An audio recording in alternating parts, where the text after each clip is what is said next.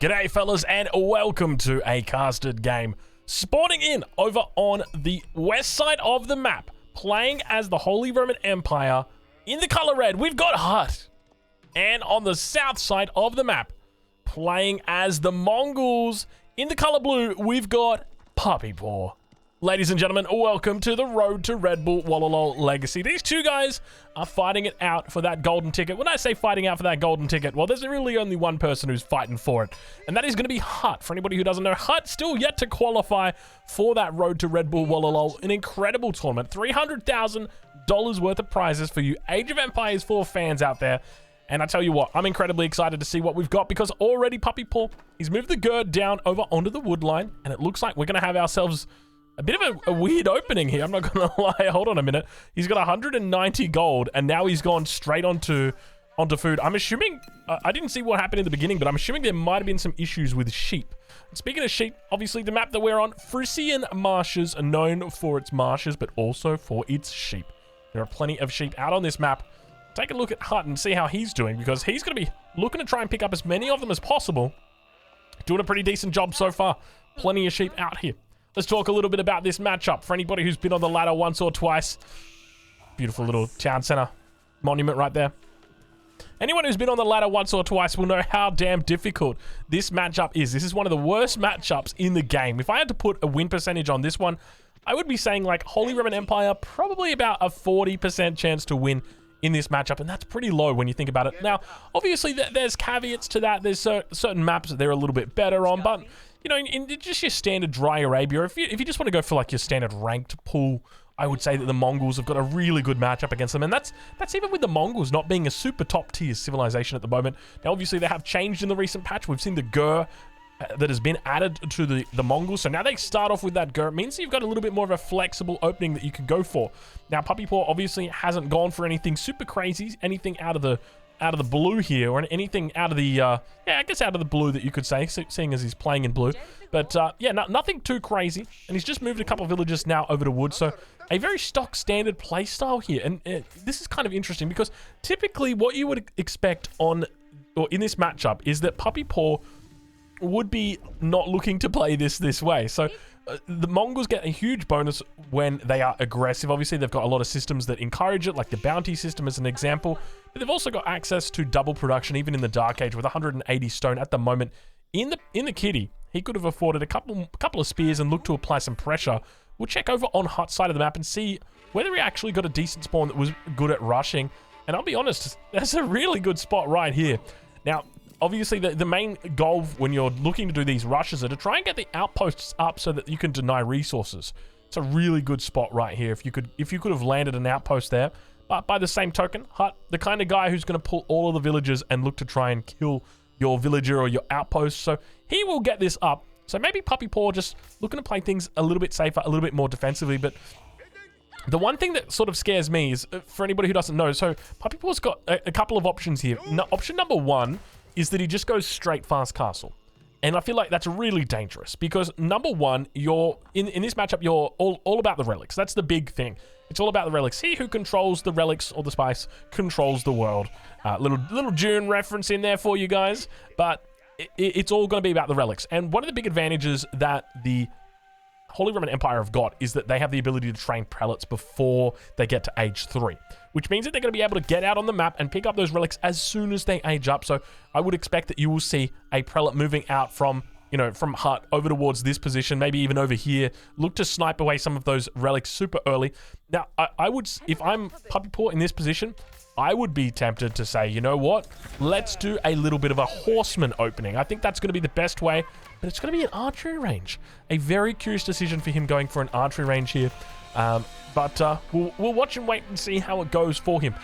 It does go with the deer stones. No real surprises there. Both of these civilizations have landmarks that you would pretty much expect, and it's interesting. Now that I think about it, more and more, every civilization just basically got one standard landmark, doesn't it? Like, okay, English, Council Hall.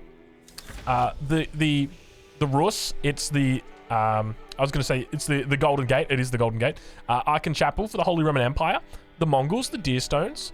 The Chinese, well, they make both landmarks, so they don't really count. The Delhi Sultanate, we have started to see the Tower of Victory come out a little bit more, but it has been just primarily the Dome of the Faithful, or the Dome of Faith, rather. Abbasid dynasty. You only see the economic wing ever come out. Very rare. I'll be honest, you never see anything else come out. French School of Cavalry. I mean, what civilizations am I missing? I feel like I've pretty much covered absolutely everything except for... I don't even remember. Did I get them all? The Delhi, the French, the Rus, the English, the Chinese, the Abbasid, the Mongols, the HRE. I think I did. I think I got every single one. So every single civilization just makes one landmark. And I think that's...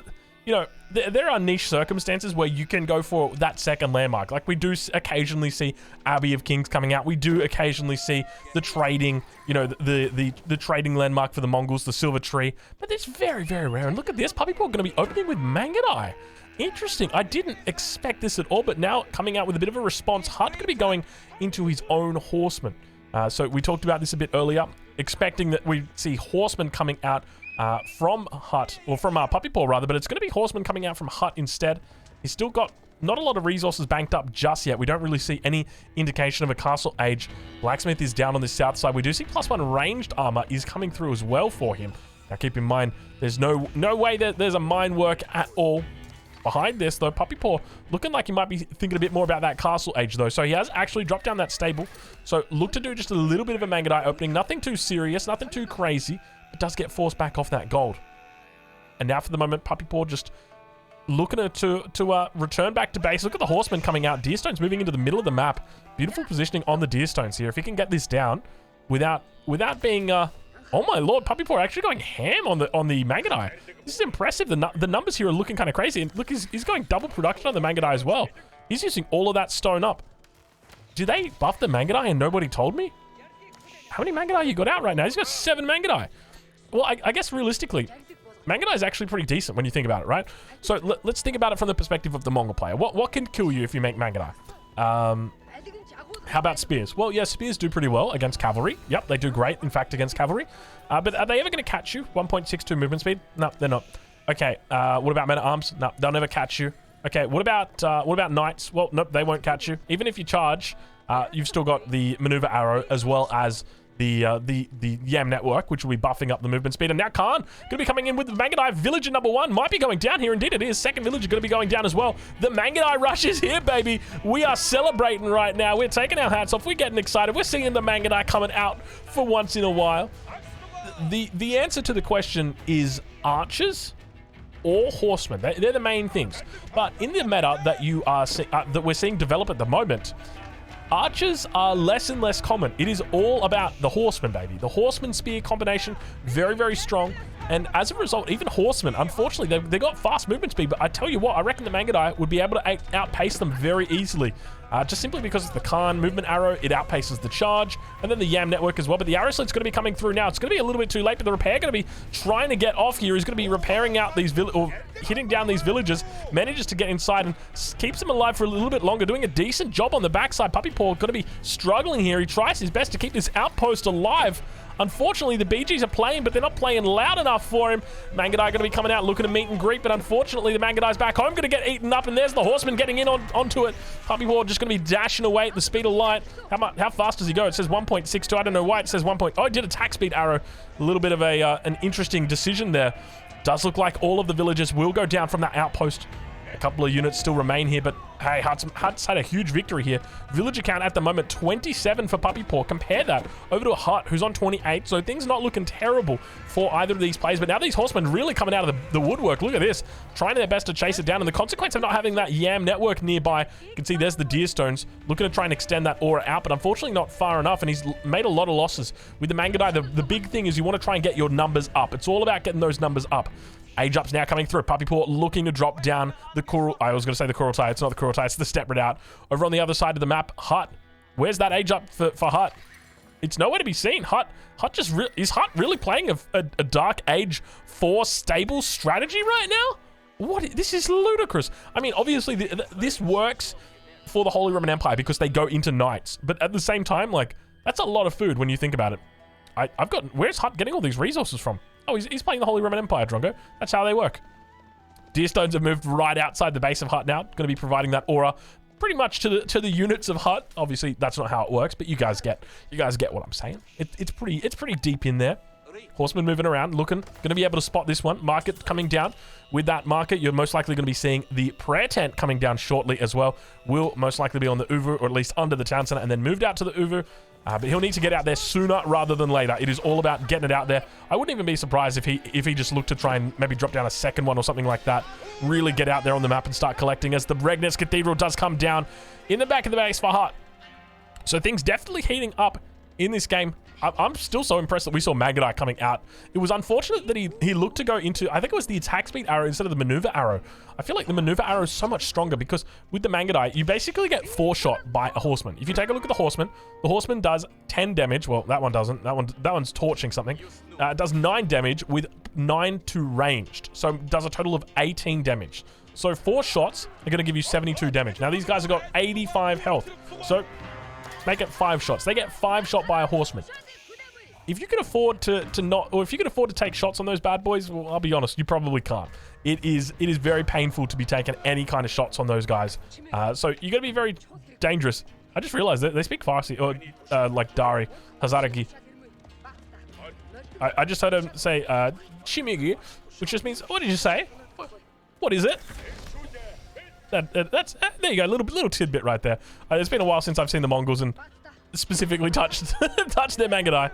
But now another raid coming in on that backside. Looks like the horseman going to be able to pick off a villager. At the same time, the push towards the north side as the relic comes in. He tries to get it towards that. Oh, the outpost. He gets the relic inside. A beautiful toss right there from Hut. He secures the first relic up, though it does seem like the... it might not be for that long. You can see that how much damage is coming down on these units. I'll give you a hint. It's not a lot.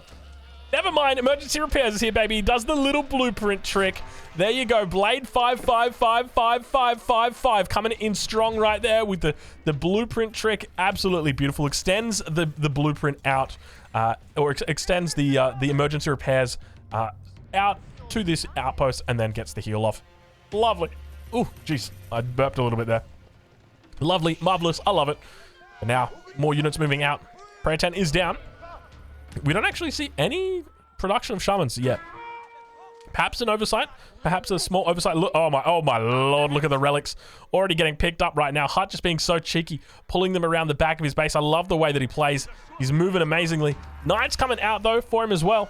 Things starting to get a little bit spicier. Double archery range. I suspect it's going to be crossbows coming out for him. You can see look at the numbers here. Looking really good for Puppy Paw. At the same time, the Uvu does go down. He's also going to be looking to try and take down the villagers on the shorefish. Not going to be too successful there. We can see the majority of these guys only taking a little bit of a stabby in the back. I was going to say stabby in the back. You better keep it. I'm not 3.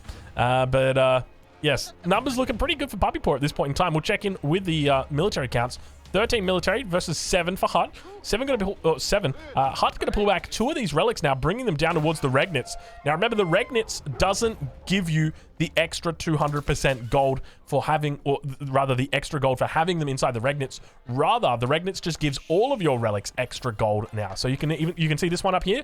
It gives you 200 gold a minute. Now this was a change that was done quite a while ago, a couple of months even, but still some people are a little bit confused about how it works. And basically they changed the Regnitz so that it works as a fully fledged cathedral, aka monastery, prayer town, whatever you want to call it, which means that you can train prelates out of it. So a prelate only takes 20 seconds because they are trainable from the town center.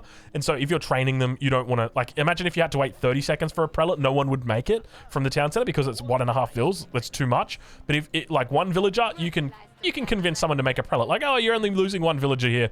So it makes a lot of sense. But unfortunately, that also carries over to the Regnitz Cathedral. And one of the things we have seen players doing is using herbal medicine in combination with the prelate. So I wonder whether we get to see that today. I'd love to see Hut look to try and use that. Now that outpost with the Springald going to be firing down upon the outpost on the other side. Mill going to be coming up here. A little bit of a hold. There's a fair amount of knights out. Mangudai on the backside have got veteran status. 9 damage, but it's not going to be much compared to that. Look at the armor that's coming in from the knights. They're only taking 4 damage. And now Spring... Oh, see you later, mate. From downtown, 10.8 tiles of range. That guy ain't fucking around, my friend. Whoa, geez, he stayed and found out, didn't he? But unfortunately for Puppy Paw, a distinct lack of infantry is going to mean that there's no real access to improved siege engineering. I mean, he's got access to it. Doesn't really have the ability to use it. can see he's still yet to go for a blacksmith, I say, whilst looking for a blacksmith at the same time. It doesn't look like he's got one. So still yet to go for that blacksmith. Now, Mangudai have got a couple of great upgrades with the blacksmith. Obviously, they get your +1, they get their +2, but they also get, I think it's called Sheba limbs. I'm gonna go with Sheba limbs. Let's see how right I am or how wrong I am. Sheba limbs, come on. It's gonna be down. It's gonna be. Wait, where is it? It's never mind. I think it's on the stable. No, on the archery range. Here we go. Here we go. Yeah, there we go. There we go.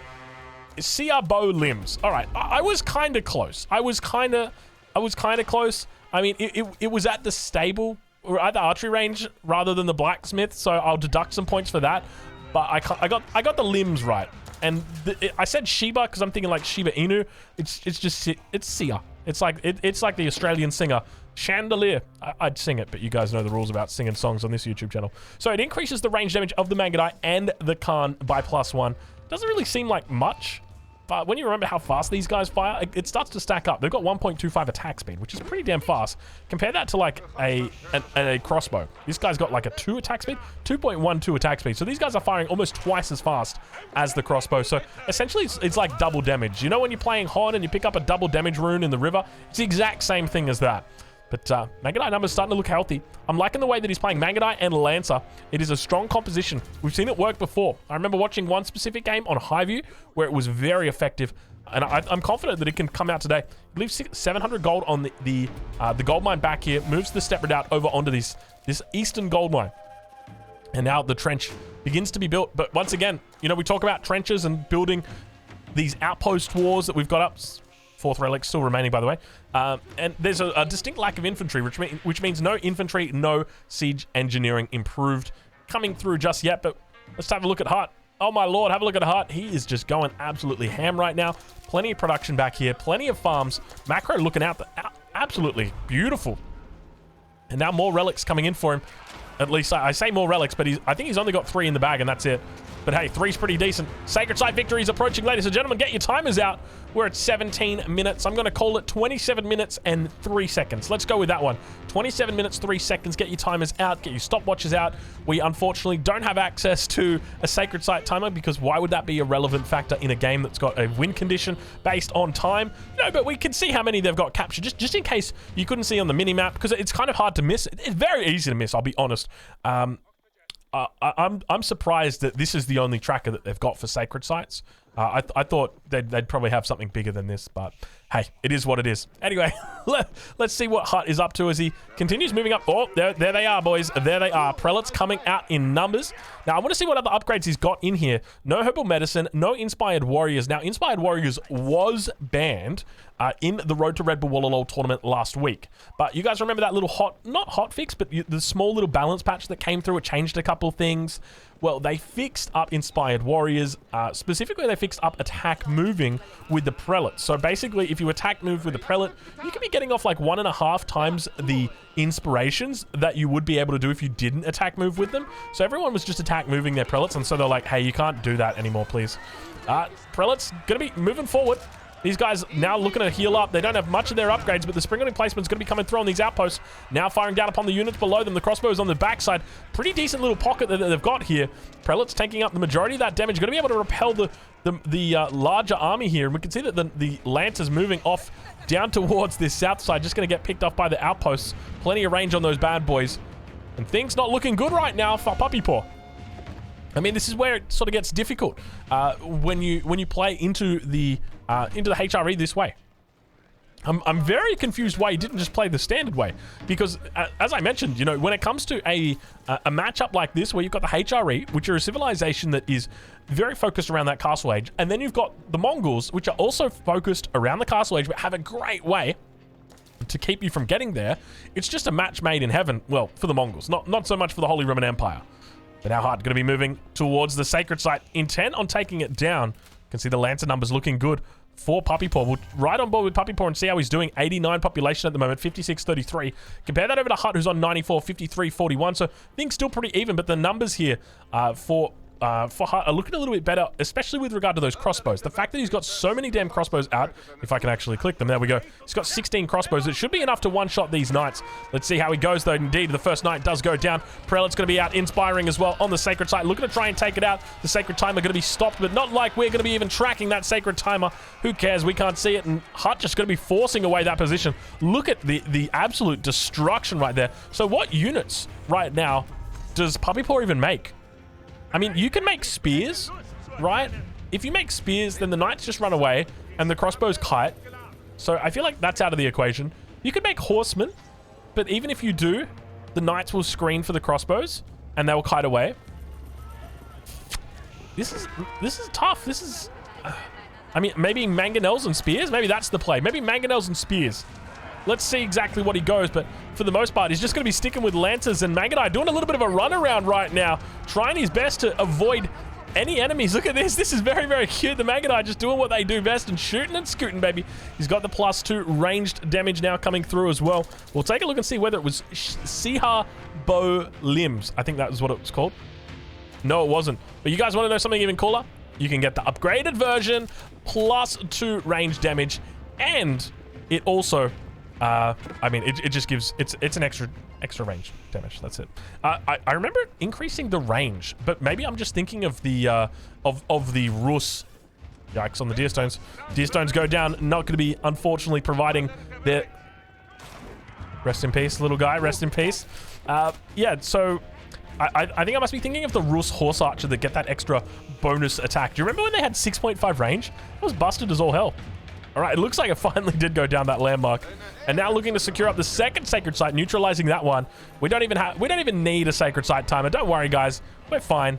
Puppy Paw looking to build up another trench, but things not looking good for him right now. Hart in a decent position. And the music definitely indicating that there could be trouble on the horizon. 24 of the baddest mother out here.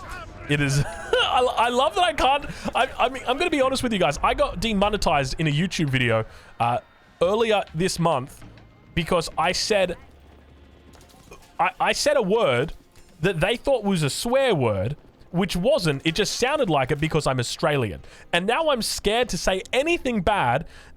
I'm scared to say anything even that sounds bad just because I'm fearful that they're going to demonetize me. Like, the reality is, for me, like, I'm doing YouTube full time. This is my livelihood. This is my income. If I lose this... I mean, I lose everything. That's it. Like, I'm going back to the Australian government. I'm like, hey guys, you got any work for me? Like, that's going to be me. And so I got to be really careful what I say. I feel like my creative freedom is being restricted heavily by YouTube just simply because I'm like, well, I cannot say any of those bad words. Jeez, watch out, Drongo. You dodged an arrow right there. Whew, that was close, but we got ourselves a little bit of a drive-by coming through. Prayer Tent going to be under attack. We can see double Shaman in production at the moment. Unfortunately, those Knights are going to be doing their best to try and take it out. We can see him clearing out reinforcements, basically saying, hey, you want a base race? Let's have a base race. But Hart going to be dropping down a keep, and he's going to be racing his base over towards his enemy's side, it seems. Mongol's going to be on the other side of it. Only civilization that can actually move the bases. But look at this. Hart just basically saying, you know what? I'm going to take the trade. And speaking of trade, big trades coming in. Look at all the knight numbers now. 29 knights coming out for Hart. Compare that over to his opponent, who's only got a handful of 13 lancers here. Splitting up his army, not the best thing to do. Going to be able to take out villages, though. Hart losing plenty back here. Down to 54 at the moment. At the same time, that keep going to be going up, and with that, going to be securing the relics here. You can see the prelate's going to be immediately moving to pick up those relics and drop them inside the keep. Look at that. How smart is that? Oh, my lord. You just love the play. And now we quite literally have Puppy Paw going to his enemy's base. He's like, you know what? I didn't like this base anyway. He evacuates the dance floor. He's infected by the sound. You can't believe it when it's times like these. And Hut right now may potentially lose his own base and may have to... I mean, this is, in every sense of the word, this is quite the most literal base trade. Hut has come to the base of Puppy Paw, said, I'm going to take your base. And Puppy Paw has said, that's fine. I'm going to go to your base, and I'm going to take it. And now both players are just kind of like, whoa, we both have each other's bases. We have traded bases. It's almost like they've traded places. Oh, God, Drongo. Just stop it, will you, mate? Stop it, will you, mate? Hut's still looking good, though. Puppy Paw in a very dangerous spot. I mean, you guys can appreciate that, unfortunately for Puppy Paw, you know, he might try and trade, but, you know, right now he's looking like Donald Trump, and this is going to be one of the worst trade agreements of all time, perhaps even in the history of the world. I'm not sure what the exact quote was, but I tried to get it right for you guys. I tried. Well, for the most part here, unfortunately, Townsend are going to be down on this backside, but Knight's going to be able to pick up the villagers. Nowhere near enough space. But reinforcements going to be coming in.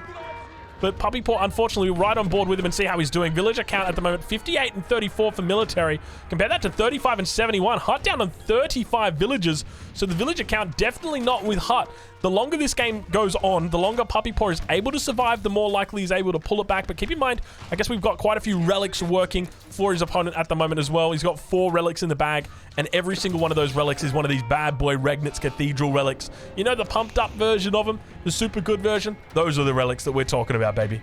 But Hut now, dropping the keep down in his base, realizes that things might not be the best at home. Loses more villagers up towards the north. He's down to 33 villagers. Things are starting to get shaky, fellas. I'm starting to worry for Hut. I thought he was in a decent position, but now all of a sudden I'm like, well, his economy's kind of grinded to a halt at this point, hasn't it? Like, realistically, he doesn't have a lot going for him. All right, well, units continue to move up towards that keep. He's got to be careful. I don't think he knows about it just yet. But Mangudai definitely not particularly effective against these knights, it seems. A lot of damage, but unfortunately a lot of armor on the knight side. They've got their +2 ranged armor in towards the north. It looks like more villagers did indeed go down. Hut going to be sitting on 31 villagers. Another proxy base. A proxy base? I shouldn't say proxy. A satellite base over towards the east side here. Could get caught out of position. Puppy Paw definitely fighting for his life right now. You can feel it in him. Little bit of an army out over on this western side. Going to get picked up. Puppy Paw knows when to hold him and when to fold him, and now is definitely the time to hold him. Now it just seems like the keep is working its magic. We've really just got Hut cleaning up the map. He's just going around, trying his best to just find the enemy. Doesn't actually realize the satellite is so damn close to him. You can see that Puppy Paw, he's pretty much got line of sight on these units back here. The consequence of not having a scout with your army right now, really coming out loud and proud. Gonna be able to pick up this girl. Hopefully he can put 2 and 2 together. Oh no! Oh no! Don't lead him towards your base! Oh my! Well, the Khan he was like, hey guys, come over here. No! Do not do that under... Oh, he found it. Oh, he found it. And he just turned around. He's like, you know what? Don't worry. It's fine. It's fine. Now you keep your satellite base. I'm not interested. I want to go out with my people. I want to oh my god, that's a lot of knights. Speaking of knights, we got ourselves Night Wars. We'll turn on to the cinematic mode. We'll get a little bit of a zoom in for you guys as the knights go up against the other knights. At the same time, the crossbows on the back line going to continue packing off. Prelates healing up. We've got a defensive arrow coming up, and now a mining camp going to be coming out as well. Hut looking pretty decent as those prelates move forward with their attack move, and they took that attack move quite literally and seriously, and good game gets called. It's going to be Puppy Paw that taps out. Hut going to be victorious here. Fellas, if you've enjoyed this casted game, make sure you check out these 2 content creators. I'll leave a link in the description to where you can catch them both. Thank you so much for watching, and I will catch you guys in the next one.